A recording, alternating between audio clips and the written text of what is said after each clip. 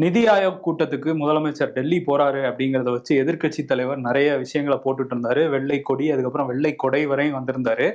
இப்ப வெள்ளை கொடை காட்டிட்டு தான் போறாங்க அப்படின்லாம் எடப்பாடி பழனிசாமி சொன்னதுக்கு அமைச்சர் ரகுபதி வந்து ஒரு அறிக்கை வெளியிட்டிருக்காரு.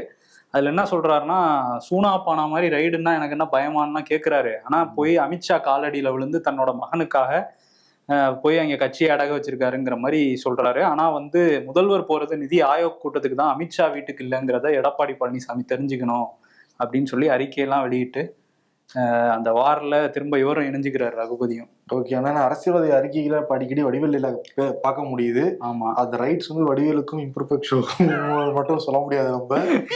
ஏன்னா நம்ம அதெல்லாம் வந்து பேசிக்கிட்டு இருந்தோம். இப்ப அறிக்கையில வந்து முதலமைச்சர், எதிர்கட்சி தலைவர், திமுக சட்டத்துறை அமைச்சர் எல்லாரும் வந்து பயன்படுத்த ஆரம்பிச்சிருக்காங்க. ஓகே, திமுக தானே வடிவேல் டைலாக் பயன்படுத்துறாங்க. அதனால அதுவும் அந்த இதுல ஒரு இடத்துல மட்டும் இல்ல, 2-3 இடத்துல வந்து அதெல்லாம் அப்படிங்கிறாரா. அதான் வந்து வானதி சீனிவாசன் கேள்வி போறாங்க. கோவையில் வந்து பேசணும் என்ன சொல்றாங்க அப்படின்னா, எதனால இப்ப வந்து மாநில அரசு வஞ்சிக்குது நீங்க தொடர்ந்து சொல்லிக்கிட்டு இருக்கீங்க, இந்த முறை மட்டும் ஏன் போறீங்க, உள்நோக்கம் இருக்கு. அப்படியா?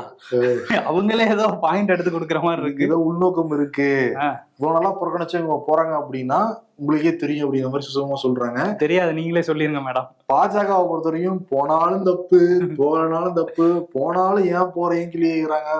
அது என்ன சொல்றாரு எடப்பாடி, அங்க போய் அமித்ஷா கிட்ட கெஞ்சுவாங்க, எங்க ஃபேமிலி எல்லாம் விட்டுருங்க அப்படிங்கிற மாதிரி அதிமுக தரப்புல சொல்றாங்க.